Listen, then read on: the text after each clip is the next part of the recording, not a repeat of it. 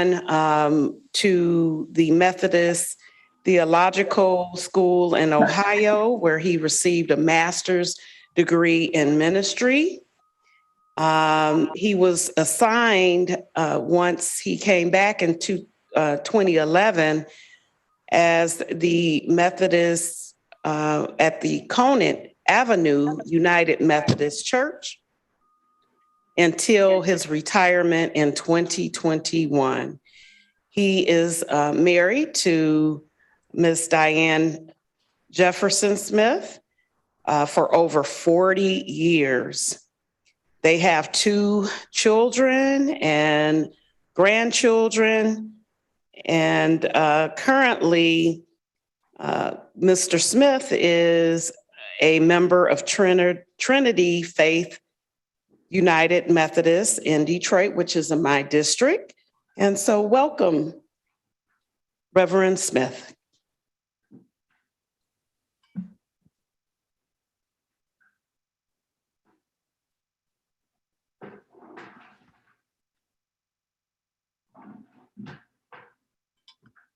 Thank you for that introduction. You missed one thing. I have my doctorate degree from the Ecumenical Theological Seminary right here in Detroit also. So I have a pretty extensive training in ministry. To the Wayne County Board of Commissioners, to any and all elected appointed officials, I bring you greetings in the name of my Lord and Savior, Jesus Christ.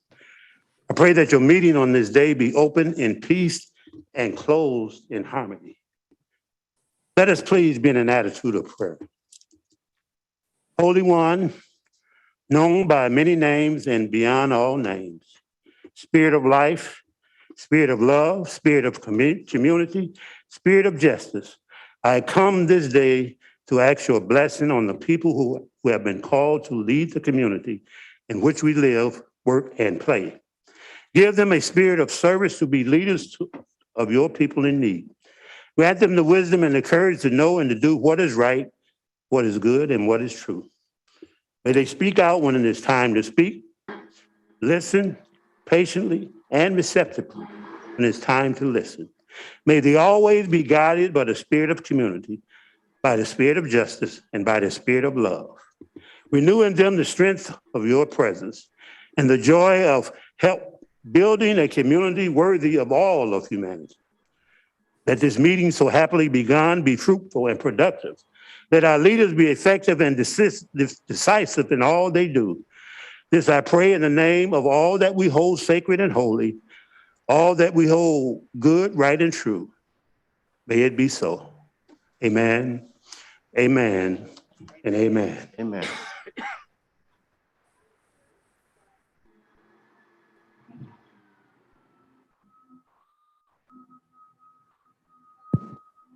Thank you, Reverend Smith, for that very inspiring prayer for this morning. We appreciate you coming down to be with us today. Next item on the agenda, Madam Clerk. Reading, correcting, and approval of the journal. Vice Chair Pro Tem Baydun. Move for approval. Support. Been moved and supported. Any corrections, changes to the journal? Hearing none. All in favor, we're going to try to use our board today. So all in favor, please use your board, or I should say, please vote.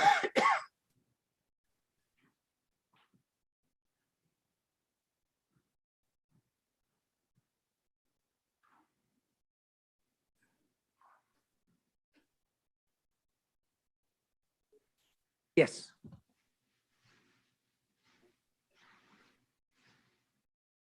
Grace. All right, very good. We're cooking with grease today. We can use our board. All right, very good. Next item, please. Report from the chair. At this time, I would like to ask Director Jordan if she is on the line. Director Jordan from our Health and Human Services Department. Good morning. This is Melita Jordan, Director of Health, Human and Veteran Services. Yes, I am on. Good morning, Ms. Jordan.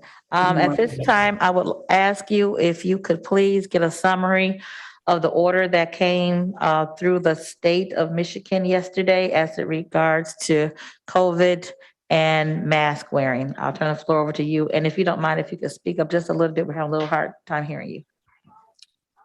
Thank you, will do. Hope you can hear me now. Yesterday, the Michigan Department of Health, Human Services updated their mask guidance from their previous advisory that was in place a year ago. And so there, again, at this time, the guidance states that we're certainly entering into a different phase of the pandemic. And so they have lifted the mask requirements for indoor, including schools.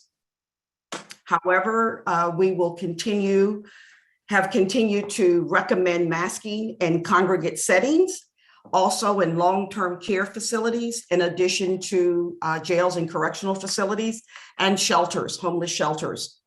Also, mask is still being recommended during the isolation and quarantine phase, as well as CDC masking requirements for public transportation and in airports are still in place. So therefore, at this time, as we move into different areas of the pandemic, we are looking at, again, periods of surges that will occur, and certainly still recommend that masks be in place when those individuals may show signs of symptoms and or signs of illness, should certainly continue to wear a mask. However, at this point, we expect that there will be, as I mentioned just a few moments ago, that there will be surges at times. However, we've had a sharp decline in the number of cases as well as our positivity rate on a daily basis. And so as we looked at that, and also the decrease in the number of hospitalizations, the decrease in the number of emergency room visits as well for COVID, along with the number. Installation process. But there's two possibilities for the vehicles. One is that it's Someone, their phone, please. Thank you.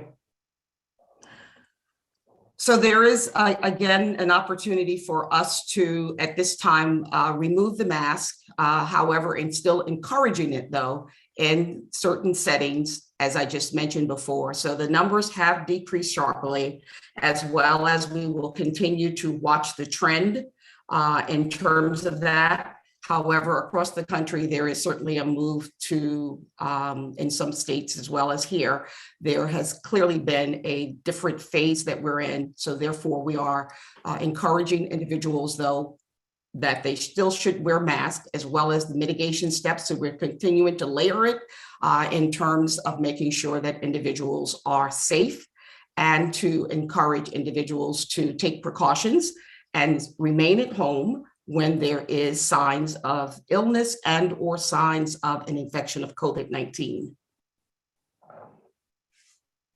Thank you so much, Director Jordan. Again, just wanted everyone to get that update from our Director of Health and Human Services, as the order from the state just happened on yesterday. So I wanted her to give a summary of that, and then talk about where we are. Of course, as she stated, in congregate settings, it's still advised to wear masks to keep yourself and others safe. So thank you, Director Jordan, for those comments. And I'm sure we'll hear more from you during our Health and Human Services meeting on next week. Yes, Thank you so much for your time this morning. Next item, Madam Clerk. Unfinished business, there is none listed. We are moving to offering of all petitions, ordinances, resolutions, and presentations. Item number 1 is a Black History Month presentation by Jonathan Jones, manager of the Youth and Family Programs, Charles H. Wright Museum of African American History in Detroit. Okay, thank you. As you know, every February, we have a Black History program. We are going to continue with that, although we are in still the pandemic. We are still going to have an enjoyable Black History program today. We're going to start, however, with a wonderful presentation of the Black National Anthem, Lift Every Voice and Sing. Many people have sung that here over the years, but today a wonderful group of 105 students from HBCUs across the country. HBCUs, of course, are historically Black colleges and universities. They got together with their a band director and an orchestra leader, and they performed this on Zoom. But it's so seamless and it's so beautiful that you wouldn't even know that they were in separate parts of the country when they put this together. So at this time, if our technology allows, we will play Lift Every Voice and Sing. However, let me do this so I can step aside afterwards. After we listen to the 105 voices of Lift Every Voice and Sing, we're going to have the pleasure of hearing from Mr. Jonathan Jones. Jonathan Jones is the manager of youth and family programs at the Charles H. Wright Museum of African American History. For the last 9 years, he has helped create and implement educational programs and content about and around the African diaspora for schools, corporations, and community groups. Having studied political science at Michigan State University and applied drama and theater for the young at Eastern Michigan, Jonathan is an avid advocate for marginalized, underserved, and often unheard communities. If you've ever wanted to know why we celebrate Black history in the month of February, how the celebration started, and why it is essential to protect and preserve history, join us as we listen to Mr. Jonathan Jones have a great discussion. And I will say, a few weeks ago, we had the opportunity to go to the African American Museum, and we had two tour guides. Jonathan was my tour guide, and he was absolutely phenomenal in how he took us through the continent of Africa all the way over to American Black history. So I look forward to his words today. So after we hear from the 105 voices of Lift Every Voice and Sing, the next voice you will hear will be that of Mr. Jonathan Jones. Thank you.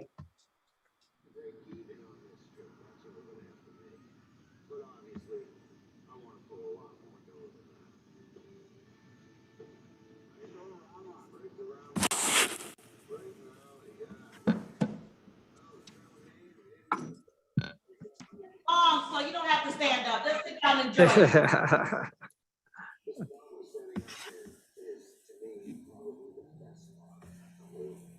All three verses.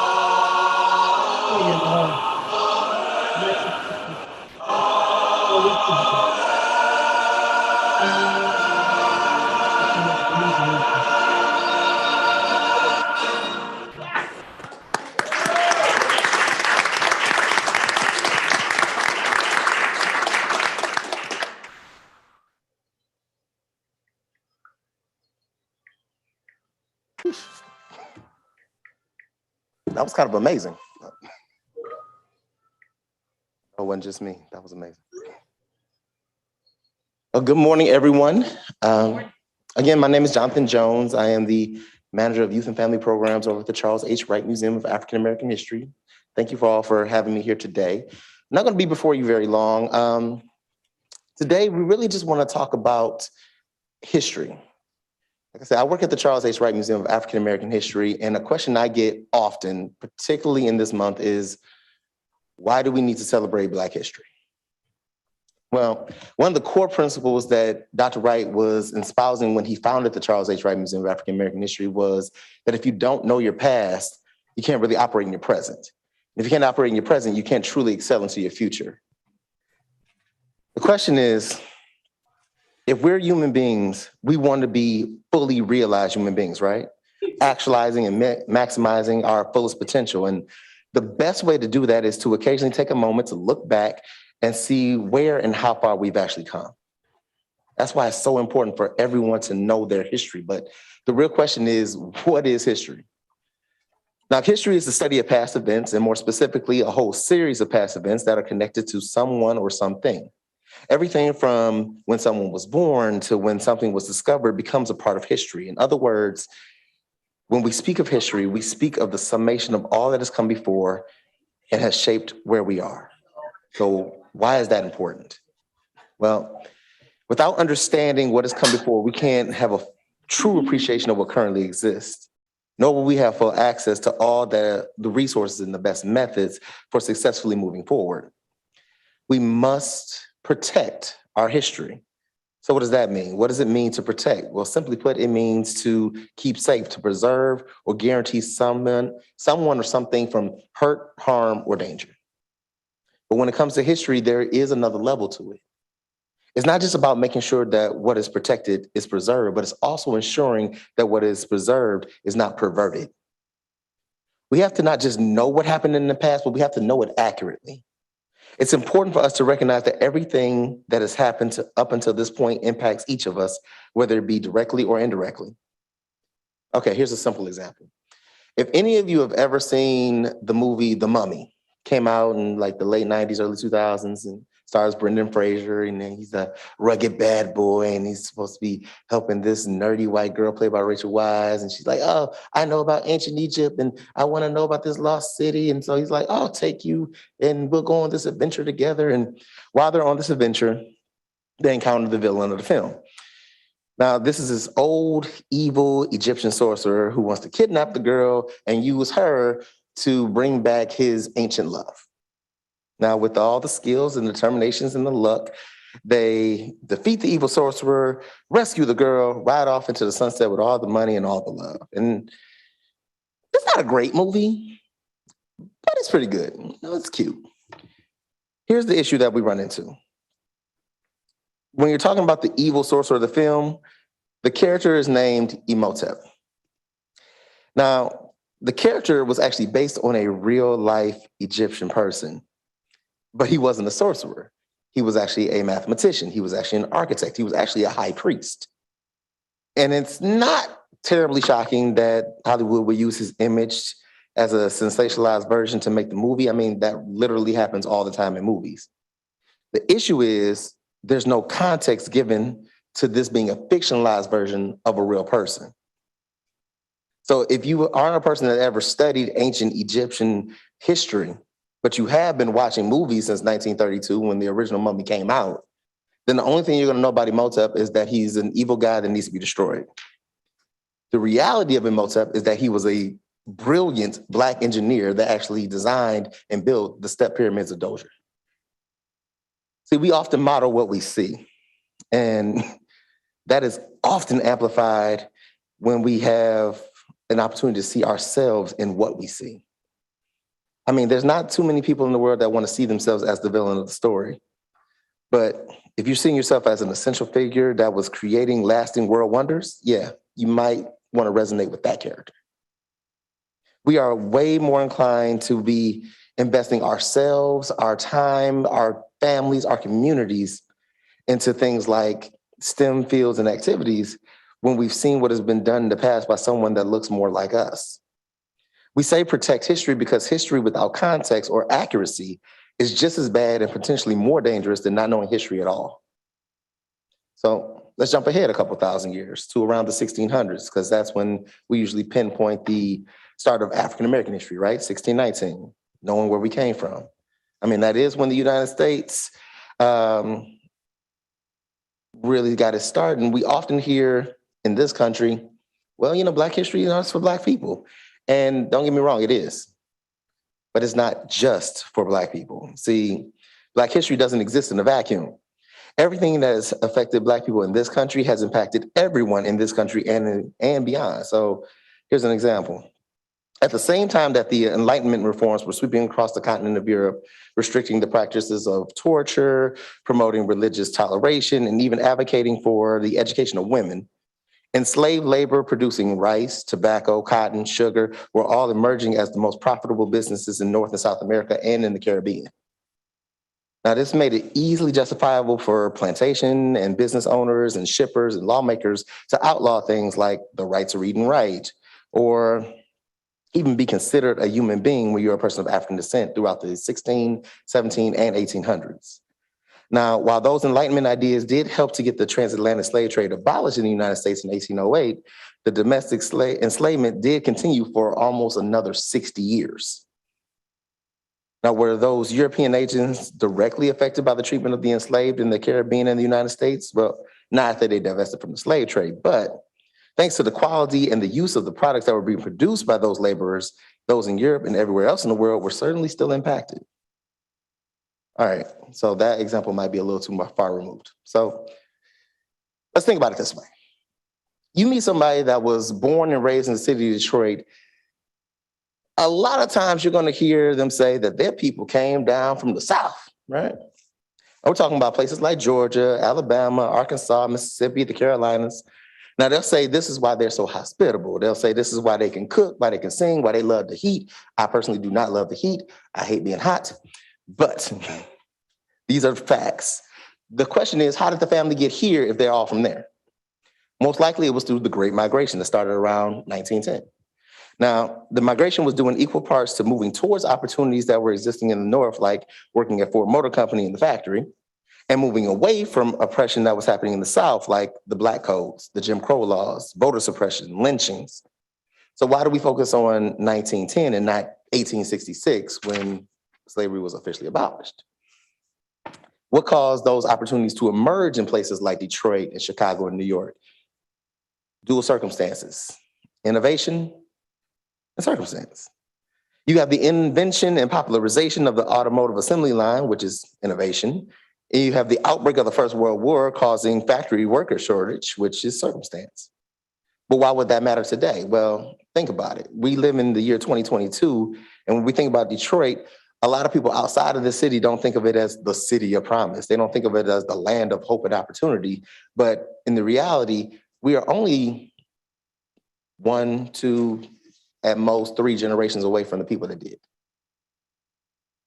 We're talking about the people that made that journey. We're talking about our parents. We're talking about our grandparents. We're talking about our great-grandparents that used the skills that they had been learning and perfecting for years to build their homes, to build their neighborhoods, to build their communities like Black Bottom and Paradise Valley.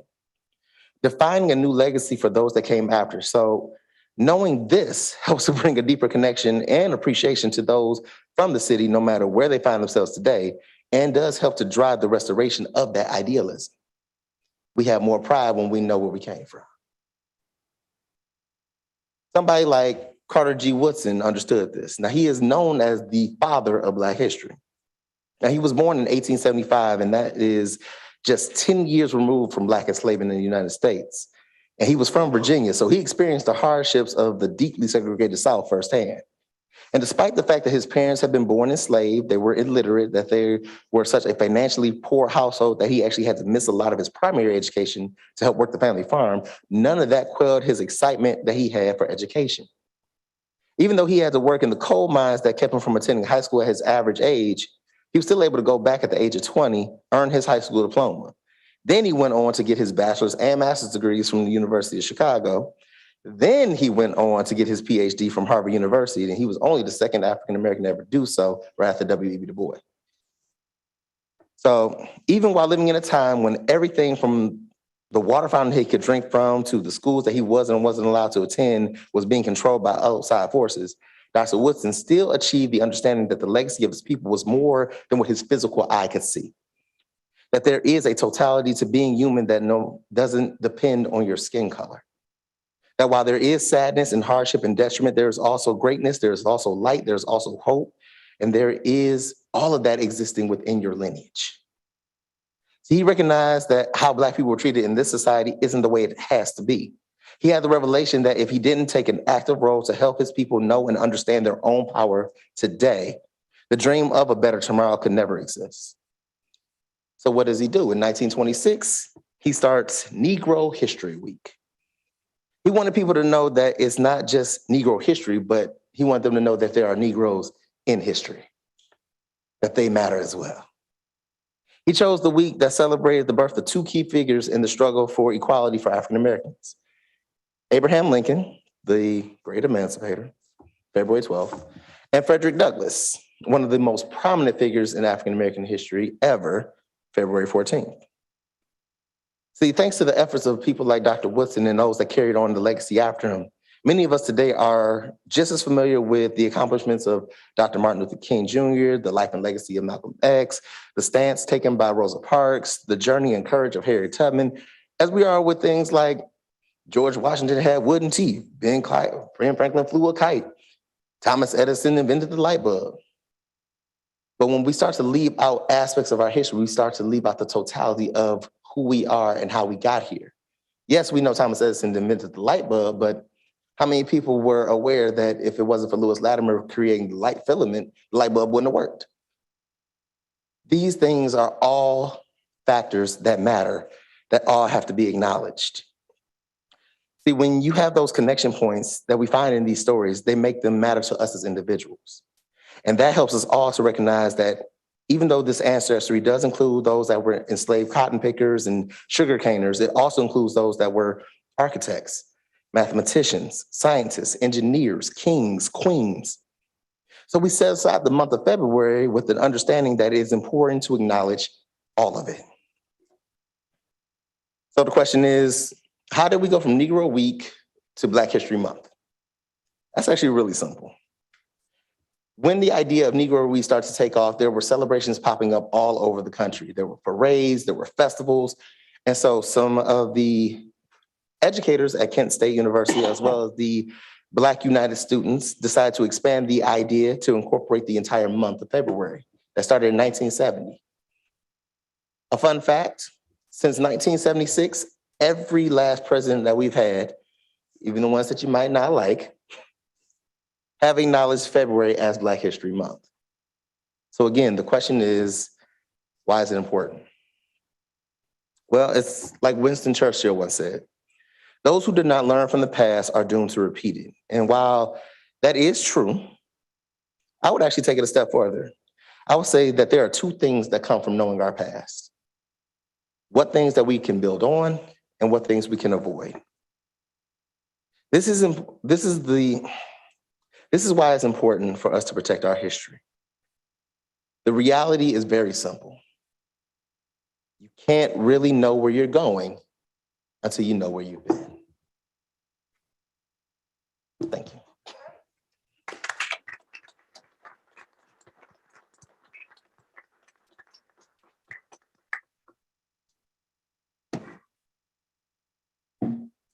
Thank you so much, Mr. Jones. Let's give another round of applause.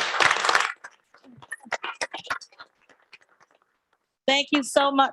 Thank you so much for that educational perspective of and history lesson of how Black History Week turned into Black History Month.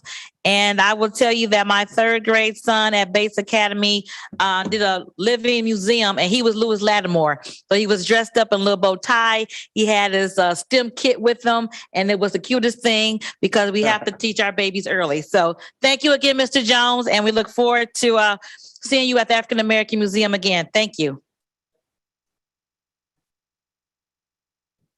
All right. Madam Clerk, next item, please. Next item, we are on reports from committees. Report A is from the Committee on Economic Development. There are 2 items listed.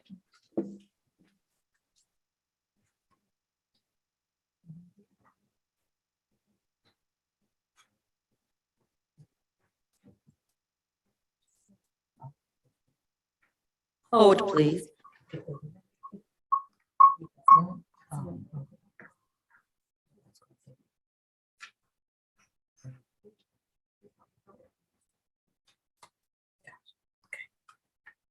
Okay, thank you. Committee on Economic Development, Commissioner Hadles. Thank you, Madam the Chair.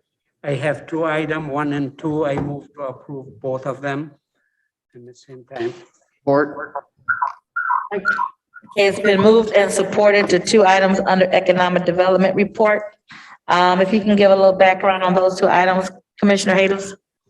Yes, it's the renovation of the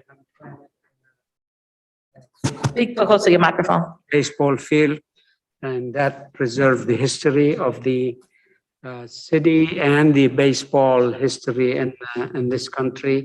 And it's something we're very proud of to have in our region. And if anybody have any question on that, I think we Yes, Commissioner Scott. have to. Thank you, address that. Madam Chair. I'd like to be the maker of the motion. And as you know, when we had the groundbreaking, I invited everybody, but they weren't able to come, but the chair came. And it was just wonderful. So now, when we get it all finished, I would hope that all will come, because this is for our young people. And we had a lot of the young ones that was there that day, and it's just beautiful. And I am so glad that we preserved that part, because that is truly a part of our history. Chair, I yield to have Commissioner Martha G. Scott make the motion maker, and I'll support that. Thank you so much. I appreciate that. Thank you. And it was an absolutely beautiful day that we had out there on the ballpark. I'm looking forward to great things coming from that Hamtramck Stadium. Thank you. The second item, Mr. Chair, the same, there's additional funding for the same thing. Okay. Yes. Any questions on 1 and 2? Yes, 1 and 2. Okay. Thank Any discussion on items 1 and 2? Any further discussion? We have a motion and support.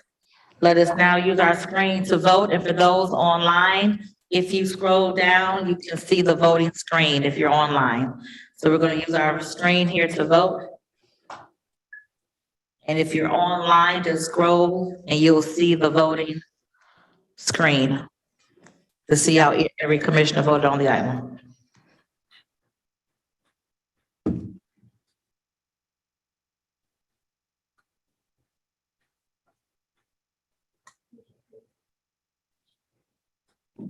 Can I just ask a question? Sure, Commissioner Koenig. Showing up on my end that it's voting on item 7, not item 8. Is that? I'm also terrible when it comes to technology, so it could be a me thing. Hold on 1 second, Octavia will check that for you.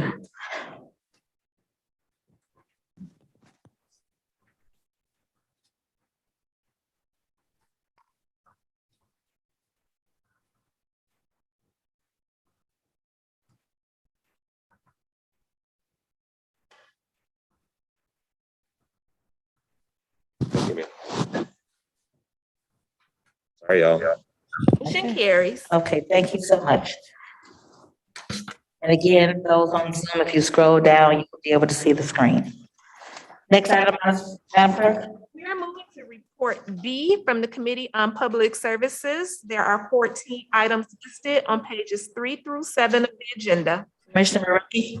Thank you, Madam Chair. I'd like to move to receive and file items 2 and 3 and to approve items 1 and 4 through 14 with Commissioner Baidoon being the maker of the motion for number 5 and number 11.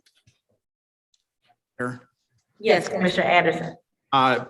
If it's agreeable to the chair of the Public Services Committee, I'd like to be the sponsor of number 1 and number 13, since they relate to something in my community. Sure. Support. Okay. Commissioner Dobb. Thank you, Madam Chair. For item number 13, is there someone here who could give us an explanation of what happened with the property and why we're doing a quick claim deed for $1 to transfer that property to the city of Westland?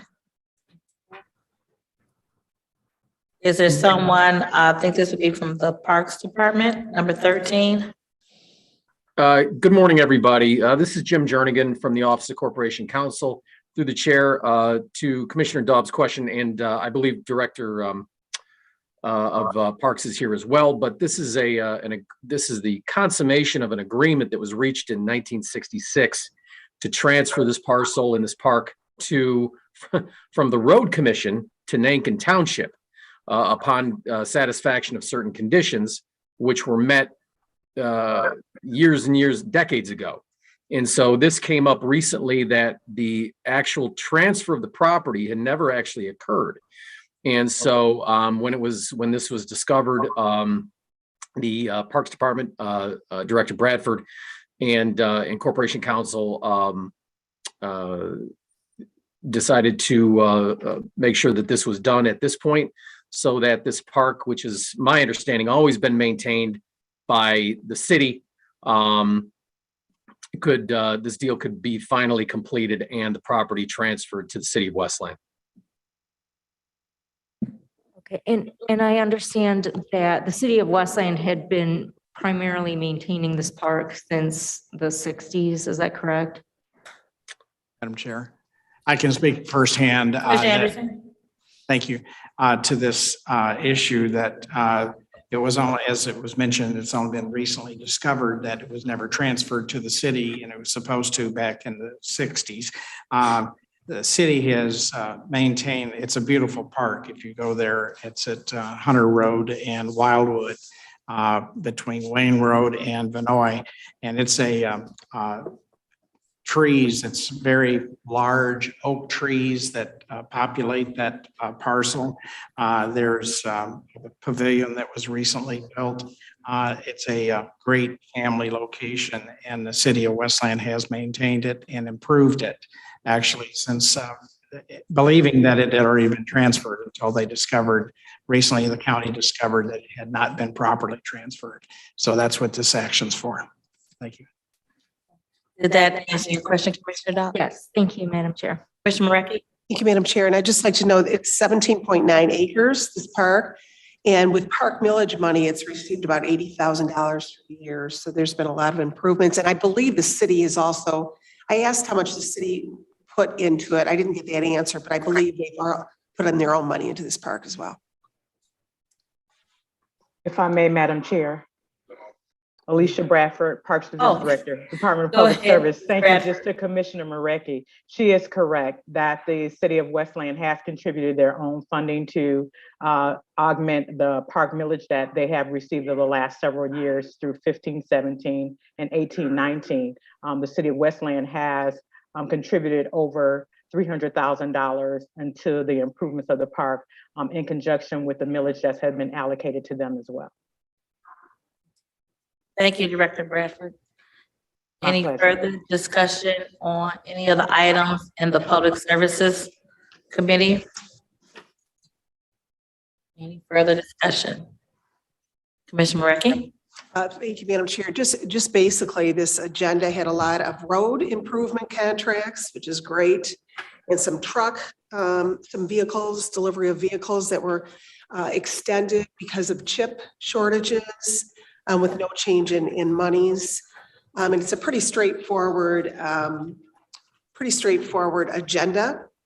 And again, there's a lot of road projects going on, which I know will make every commissioner happy. So if there's any questions in addition. Thank you. Any other questions, discussion? Okay. Okay, please vote.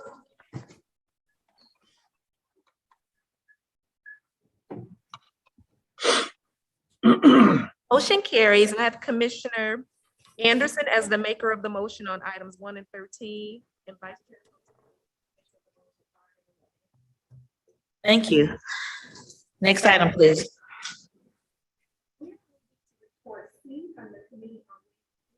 There are 12 items listed on pages 7 through 9 of the agenda. Okay, thank you. Commissioner Varga? Thank you, Madam Chair. I move approval for the entire committee report, which is 1 through 12. Mark Anderson.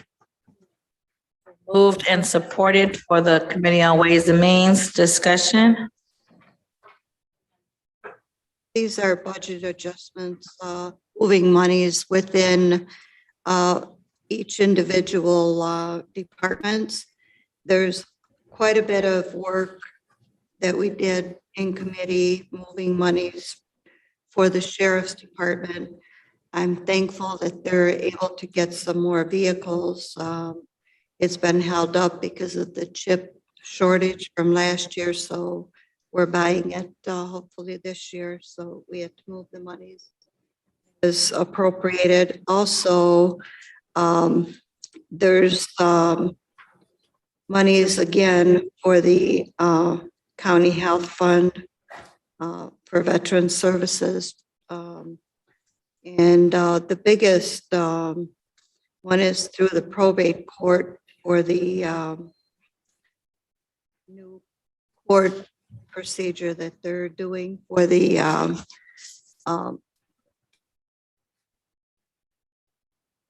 certifying for the behavioral health unit. So I'm very pleased that, again, at this particular committee, we are able to allocate some more funds toward that. And we discussed that in our last meeting as well. So. Thank you. Any further discussion or in discussion, Commissioner Knizik? I'm sorry, Madam Chair. I've been here for 2 years, but this is actually my first time using the voting board. So if I want to vote yes on most things, but abstain on one or more, how do you prefer that we communicate that in the process? Vote yes on your machine, but then identify the items you'd like to abstain or vote no on to the clerk. So you can verbally say the items you'd like to abstain or vote no on. Thank you, Madam Chair. Any further discussion on the Ways and Means report? Okay, please vote.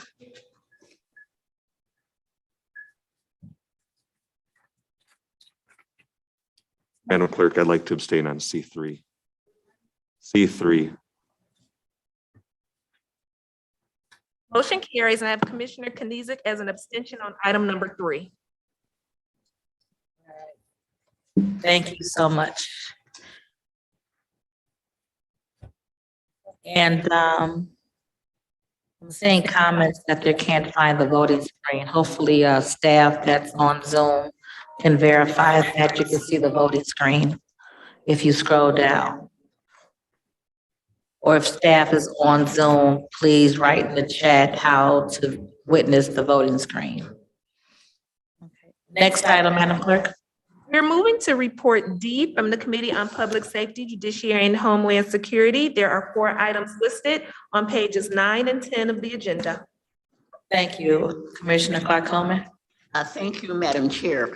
I move that we receive and file item number 1, and I move approval of item 2, 3, and 4. Support. It's been moved and supported. Discussion, Commissioner Yes. Farcoma? Yes, I'd like, item number one, the receiving file is a report on the county-owned vehicles that are assigned to the sheriff's office that are being taken home. And item number two is a grant award from the Michigan State Police in the amount of $955,000 with no county match required for the 2022 Secondary Road Patrol. So this increases the total grant amount from $691,536 to $1,647,152. We're very glad to hear about that.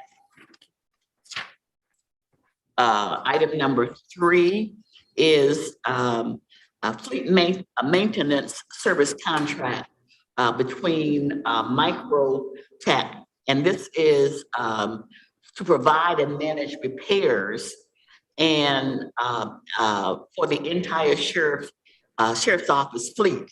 And the amount of that contract remains the same at $734,555. The item number four is a 3-year contract with 2 one-year options to renew with Bell Tire distributors. There's no change in the dollar amount, and this is just to continue the vehicle maintenance and repair services for the sheriff's office. It remains at $423,529. Okay, thank you so much. Any discussion on any of the items of public safety?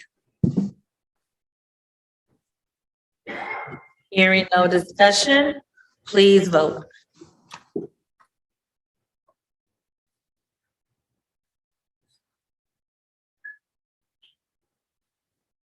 Motion carries. Thank you. Next item. We're moving to report E from the Committee on Government Operations. There are 2 items listed. Commissioner Dodd? Thank you, Madam Chair. I just hit something on my iPad and everything went away. Okay, I would like to move for approval items number, I'd like to move for receiving file item number 1, which is a report from the Personnel Human Resources Department succession plan. And that is pursuant to our budget ordinance, which covers the succession plan for senior appointee positions. And I'd like to move for approval item number 2, which is an amendment number 5 to a 2-year legal services agreement with 1-year option to renew between Charter County of Wayne and the Mike Cox Law Firm. Been moved and supported. Any discussion on the 2 items in government operations? Madam Chair, just wanted to say that. Commissioner Kenlock? Madam Chair, just want to say that I appreciate getting the email. I know we had some discussions around the personnel. We did get an email, all of us, from as far as the listing for the executive department heads. Yeah. Yes, we did. Thank you so much. And we appreciate that. Thank you, Andy Kendrivis, who was here for making sure that we received that before today's meeting. Any comment or discussion on the report? Hearing none, please vote.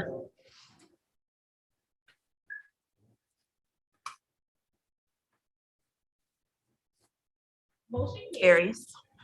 Okay, thank you. Let's go to the addenda, please. We're moving to the addenda under new business. Item number. I'm sorry, Madam Clerk.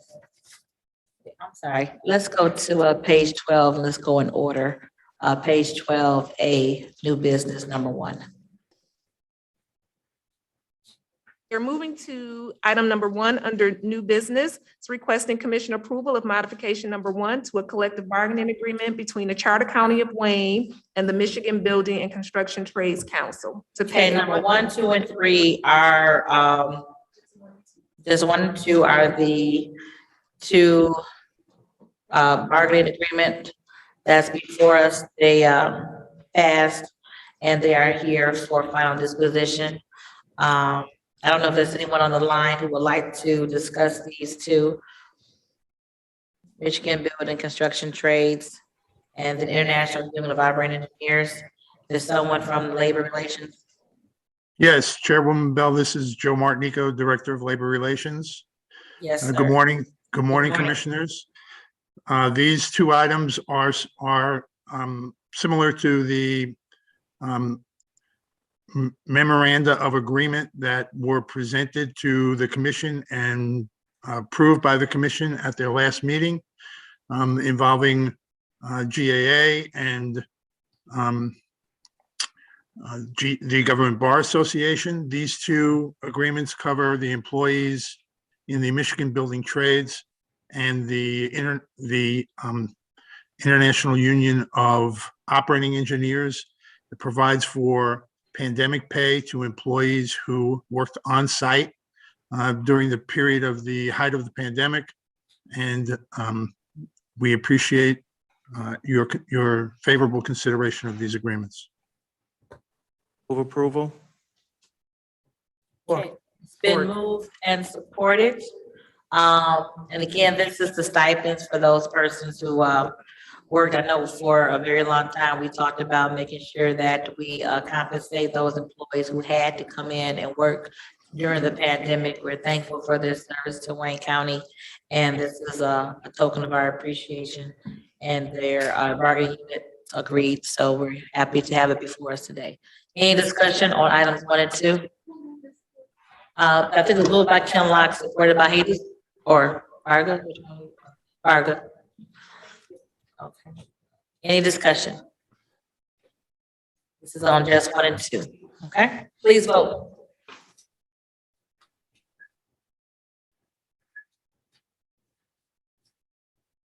Motion carries. Okay, item number 3. All right, then let's go to item number 4. Move to. Item number 4 is requesting commission approval of a 3-year private grant agreement with 2 one-year options to renew between the Charter County of Wayne and HS Commerce 75 in the amount of $2.7 million for its portion of the cost for improvements to Sibley Road. Okay, this item was on COPS on last week for discussion. They had not finished the paperwork, the proper paperwork. The paperwork is now before us. Discussion on this item, Commissioner Hayes. Thank you, Madam the Chair. I'm very happy to have this item today for approval. As you all know, they rezoned Sibley Road in that area for retail. And the Hellwood Development Company did excellent job on bringing more development to the backside of Sibley Road, which many logistic, a few million of square feet for Home Depot, Lowe's, and then Amazon.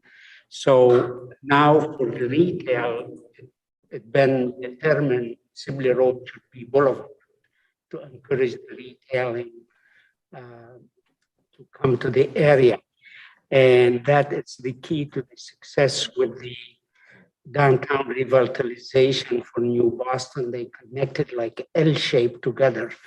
So give me great honor to make the motion to approve this item. And then the beauty about this, it's not only Act 51 money, the developer commit themselves to contribute $3 million to the project. Report. It's been moved and supported.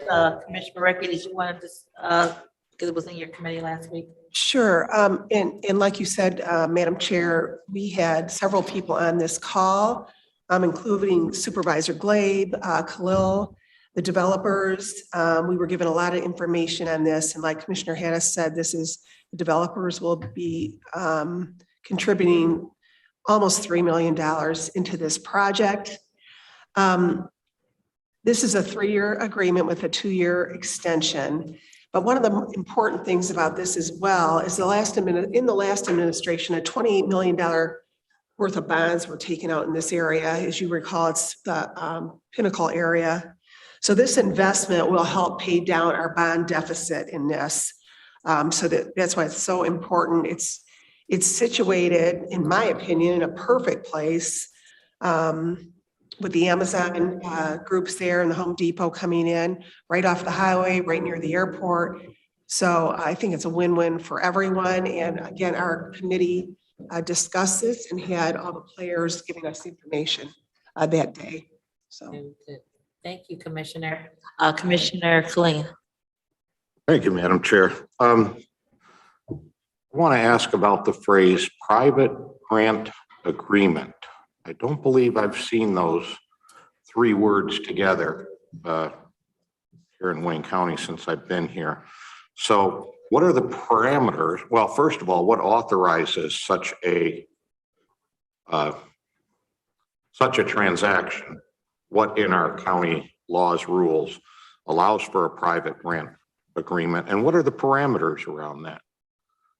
I mean, can anybody just say, I'm going to donate money? So having never seen this before, I'd like a little background on that, please. I'll start with the administration, then I'll go to Commission Counsel if she wants to chime in, because it was originated from the administration, obviously. Someone from administration on the line? Yes, good morning again. Jim Jernigan from the Office of Corporation Counsel. Through the chair, I appreciate the question, Commissioner Colleen. This matter is a fairly unique matter, one that required some significant cooperation between our office and commission staff to frame it in an acceptable manner. What the parameters will require is that the grantor will contribute half of the $2.7 million within 90 days of the completion of the preliminary engineering. And then by the end of this calendar year, contribute the other half of their $2.7 million contribution, which will be spent on the construction costs in a dollar for dollar manner with the county's Act 51 funds. Commissioner Marecki is correct. This is a 3-year contract with actually 2 single-year extensions. Ultimately, the engineering, the construction engineering and the letting of the work will be done by the county. So the county will be actually in charge of the construction. And this is a matter that was of significant importance to this particular grantor in that they are significantly invested, as Commissioner Hayes pointed out, in this particular parcel that is adjacent to Sibley Road. And this, it is my understanding, though it predates me certainly, that this section of Sibley Road has been on the county's radar for improvement for a number of years and was just unable to proceed. This $2.7 million plus the contribution of the preliminary engineering will allow this matter to move forward. And I hope that addresses your question. If not, I can certainly try to elucidate. Commissioner Kling? I was going to see if Commission Counsel had anything to add. Commission Counsel?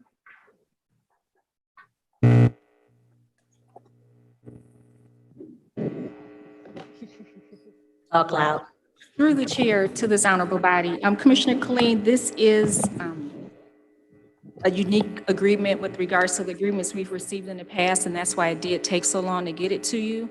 Generally, when we have road projects, they are cost-sharing agreements with the municipalities and not with the private entity.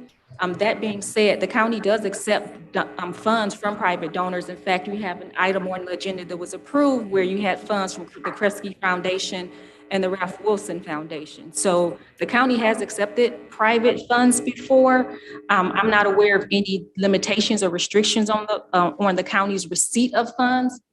This agreement was refashioned to be more like a grant agreement, whereby the vendor will be providing the money contingent upon the county accepting and using the preliminary engineering that they have to ensure that the road is constructed in a manner that they're satisfied with, since they're contributing 2.7 million to the project. If I may, Madam Chair, I'd like to follow up with Commission Counsel on this, or maybe administration too. What law, what ordinance, what green lights that we can accept money like this? What authority do we have? Because I think we would have to have it somewhere. The procurement agreement somewhere. We have to say that it's okay for Wayne County to accept these kind of dollars. And then what are the parameters? Is it for anything? Is it for roads? Because kind of what I'm getting at here is these are the big boys. These are the real big boys. And we have issues with roads and stuff all over town and others. Where else can I go and say to people, hey, if you donate to the county, you can get this done? So again, Commission Counsel, what law do we have? What ordinance that allows for this kind of transaction to take place in Wayne County? Sure. Because I've heard both you and the administration use the word unique, and that concerns me. Madam Chair, just to the council, as a body corporate under the charter and other enabling acts, we do have the ability to receive gifts and grants. I think that's that may be a direct and a direct authority that we have as a body corporate. Let's allow Commission Counsel to answer that, to address your statement and Commissioner Killing's statement.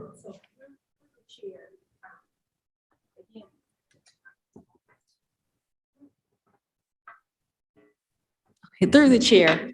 So again, I'm not aware of any law, rule, or ordinance that specifically speaks to accepting funds from a private entity that's not a nonprofit, or even a nonprofit for that matter. So I can't say that there is a specific law out there that exists. I will say that, the county does have powers to generally perform functions necessary for the operation of county government, which includes roads. I'm not aware of anything that prohibits this, but because the administration actually submitted this proposal, I can't say that I did that research or I've done that research. I don't think it's prohibitive, but I will defer to Corporation Counsel, since again, this is an ideal and positive concept that came from the administration side of the county government. Yes, and thank you again, Jim Jernigan. In conjunction with what Commission Counsel is saying, this has been reviewed by a number of attorneys at Corporation Counsel. And to Ms. Johnson's point, we're not aware of any ordinance that would prohibit this kind of grant agreement. In fact, I'm aware that the county accepts grants for all sorts of things, including parks and improvements all the time. And to the extent that this is simply a different version of that type of transaction, we don't see it as being an issue.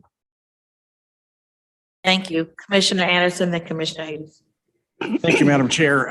I just wondered if there's someone from the Roads Division or DPS that would be able to tell us. This is a large chunk of money coming. It's over $8 million, I believe, coming out of the 8.2 million coming out of the roads fund that project is going to be funded for the county's portion. I'm just wondering how much that affects the rest of the projects for the county-wide projects. I know we have multiple bridges over Hines Drive that need replacing, and it's been an issue of money. And I just wanted to see how that's going to affect those projects.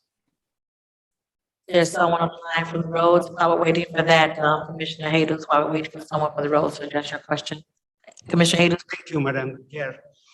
The interpretation and the way we see issues sometimes it vary and it have a different interpretation.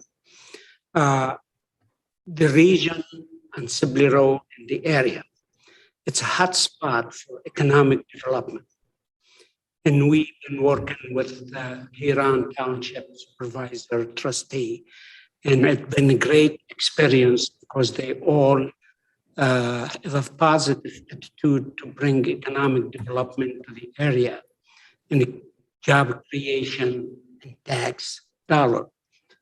So first item is I see the money from the developer as a creating partnership to speed up the process for economic development. If we create that boulevard and also be in that area, then rezone to retail, then retailer have a good reason to come into that area. And then to answer Commissioner Anderson's question, because we asked the question to the administration, if there any effect on any other project. There enough money in the Act 51 to do the project without interfering with any other project. We not taking any money from other projects. This project, it's important to the region and the area around the two airports, 275 corridor and Sibley Road and the I-94. It's a great position for transportation in and out, and for the job seeker to have easy access to their job and go home. So it's a win-win situation when we have partnership with developers who see the value of the success of that project and willing to contribute some money to the project.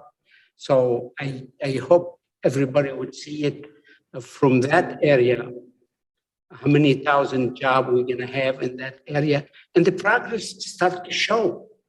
There probably a couple million of square foot already been built for logistics. So there have, in my opinion, after I did my homework, there are no effect on any other project. Thank you. Let me see if someone's on the roads to answer your question. Is someone, the roads director, or roads department on? Either Director Watts or? Hi, Madam Chair, Andrew Kandrivas from the CEO's office. Yes. I'm looking for our engineering department.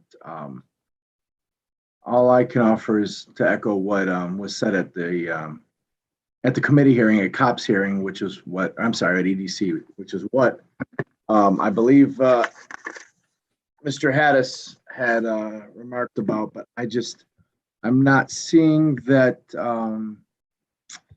Mr. Agrawal is on right now, but go ahead. Yeah, I'm just saying there were assurances that this does not impact any scheduled lists for this upcoming season or anything like that. That's what was stated by the department at the hearing. Mr. Anderson. Just to follow up, I totally agree that we need to do what we can to encourage economic development.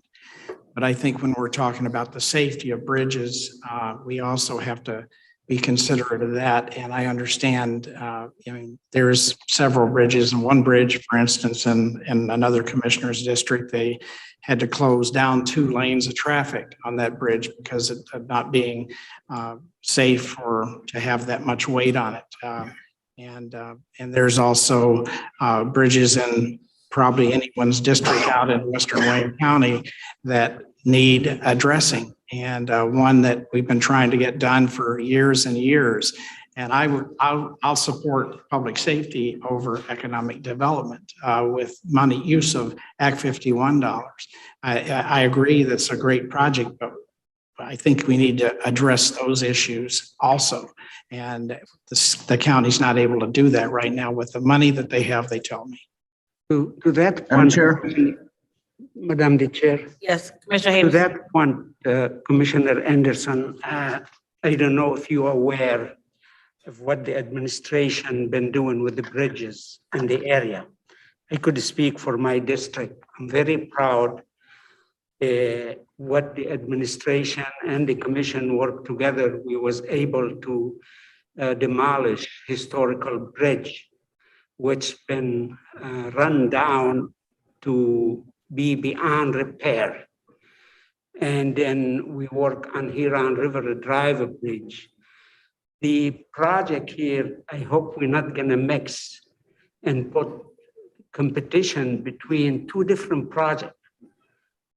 I did my homework with the administration to make sure we're not taking any money from other projects. And I just mentioned to you, when we find out we need a little bit more money than what we could afford, then the developer step and speed the process of the economic development because that would create a success to the project to have that boulevard.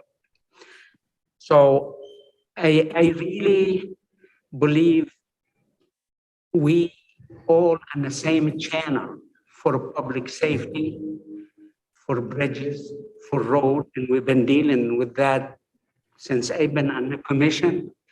And I think the administration, I could speak from my experience since 2015 till now, did an excellent job. But same to me, the positive never been addressed. We always hammer on the negative.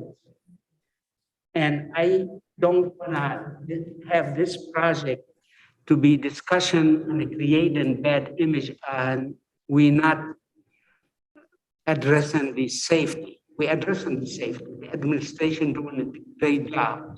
And now we're facing, with this bad weather, the pothole. I don't know if you drive on some of the street, if you watch the media on Channel 7. I mean, the public service department been overwhelmed with the need to do job, but that doesn't mean we have to stop to look to the future. We don't want to create gap. We need to have continuation for success. We came a long way from 2015 till now, and I hope we keep going.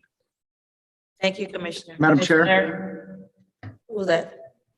And Commissioner Andrew. Kinlock. Yes, okay. So we did have a lot of discussion as it relates to this issue.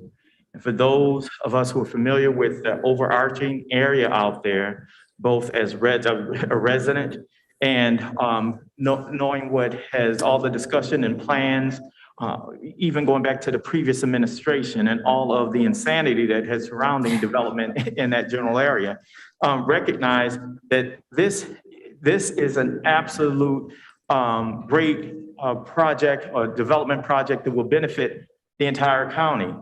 Since I've been here, you've had elected department heads from the sheriff, the county, the clerk, and everybody else saying that we need revenue. Revenue for what? To deal with this wage gap that is absolutely hurting our ability to fully staff this county government. Economic development is an absolute important part of what we do. And I would love to see, where there is a need for additional funding for various projects, if folks would come in and give us gifts, grants, or whatever to serve as a gap, as a source of gap funding. So, we don't want to put out there any sort of negativity, and we do a lot of back and forth on things. For this community and what this community wants and have been asking for years, and for this county to actually be doing something that's actually moving this area forward as far as economic development with all of the history associated with it, we should be celebrating that this is at least one project that's coming off this table. So I absolutely commend the administration and those individuals who brought this before us. And I want to see more of these type of projects because we do need money to deal with all of the issues in this county. Thank you, Commissioner. Mr. Khalil is on the line from Economic Development, or formerly Economic Development. Khalil? Thank you, Madam Chair, and thank you to the rest of the body. And I think there's been a lot of good, significant points that have been made. A little, and I'm gonna take a little bit from everybody, just a little bit of history. I think you heard a little bit already. Can you hear me? Yeah, speak a little louder, Khalil. Okay, just a little bit of history. If everybody remembers in 2008, when the county sold this land for $1 and took out $28 million of bonds, Over 30 years, it results in almost $40 million. And that is tax-paying dollars that everybody in Wayne County has to pay. Our administration, along with the help of several county commissioners and the Huron Township and the board members there, really did a lot of juggling to make sure we obtained that land, ran an RFP process, sold it for almost $5 million, which again, that $5 million goes down to pay down the debt for every taxpayer. But I think what's important about this is this boulevard, as a part of that old deal with the previous administration, was always planned to do this. It's always been a heavy price tag. And now we're getting $3 million of non-tax paying dollars to be able to accomplish this road.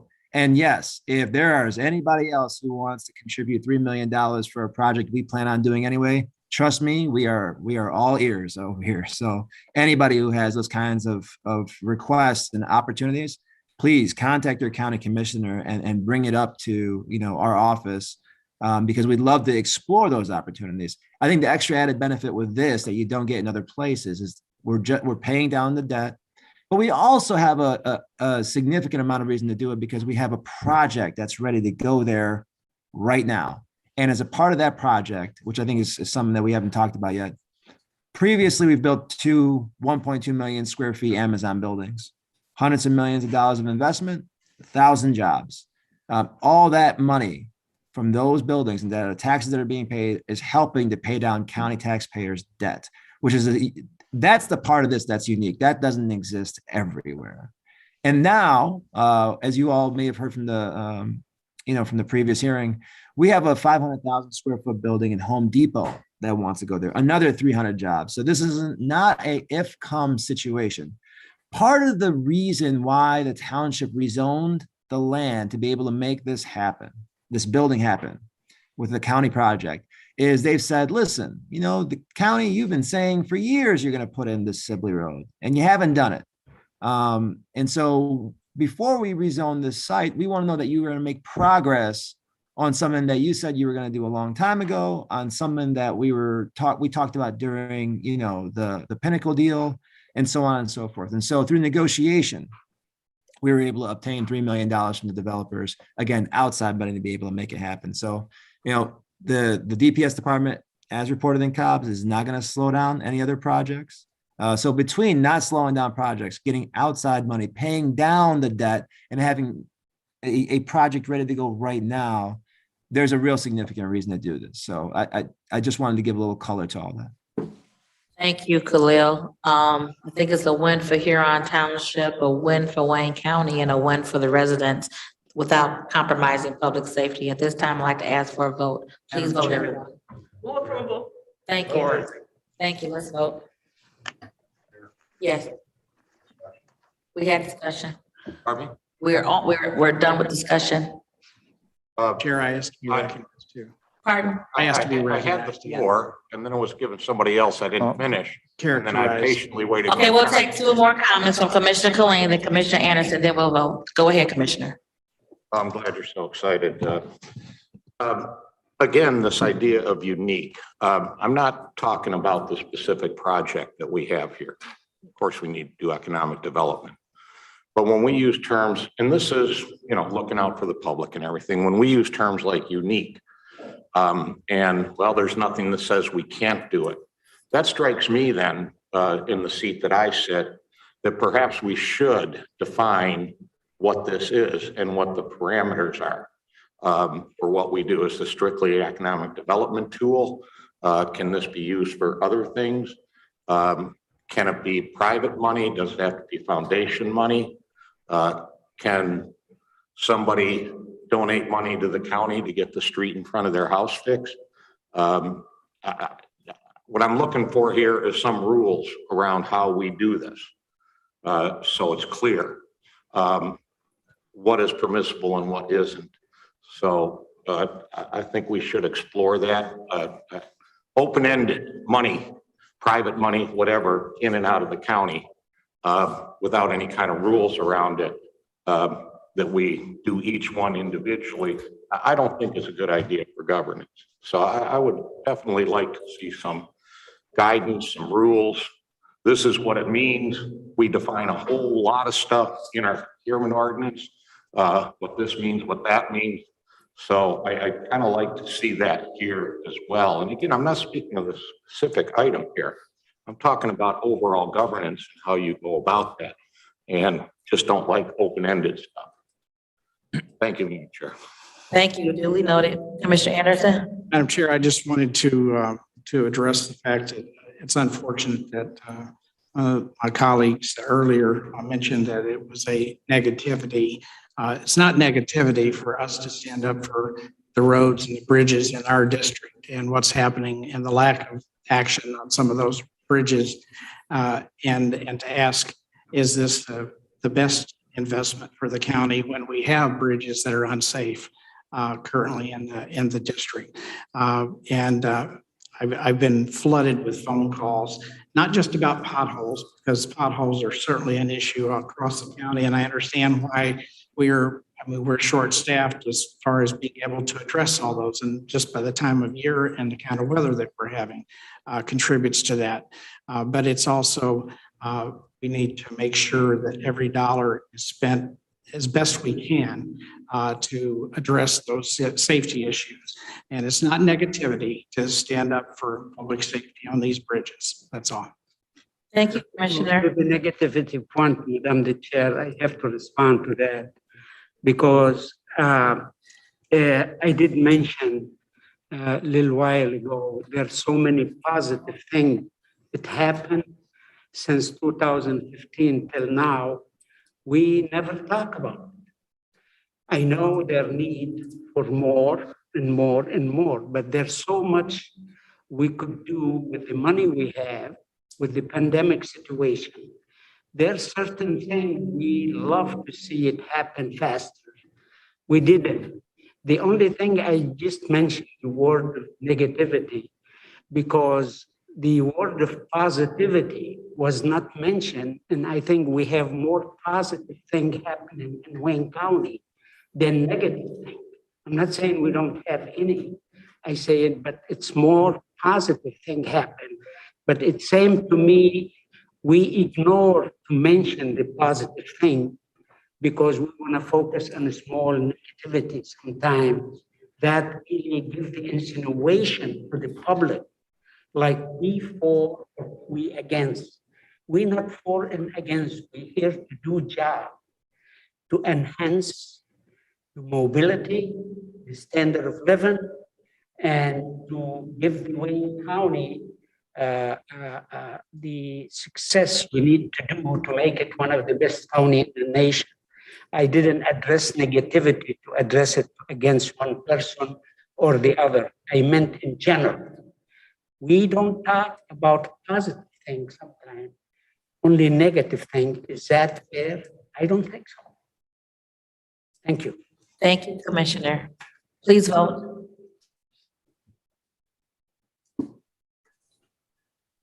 This is on item number 4 only.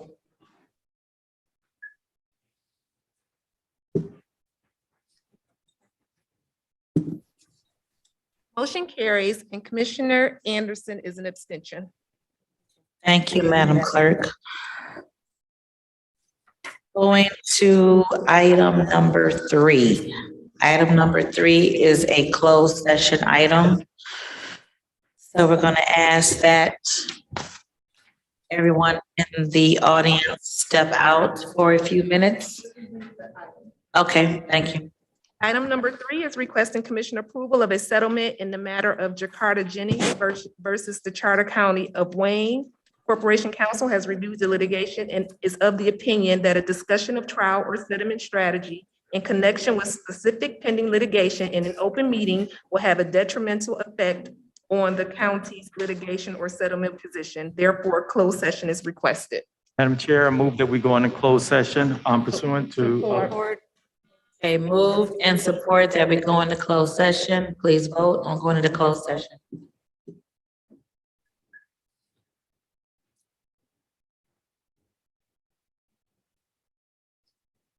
And again, we're going to closed session to discuss a settlement matter.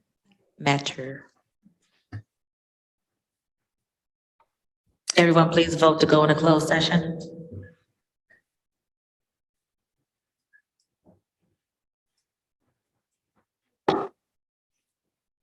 Harris.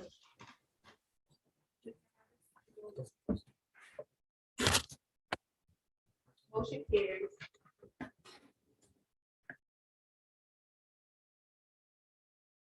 All right, we're in closed session.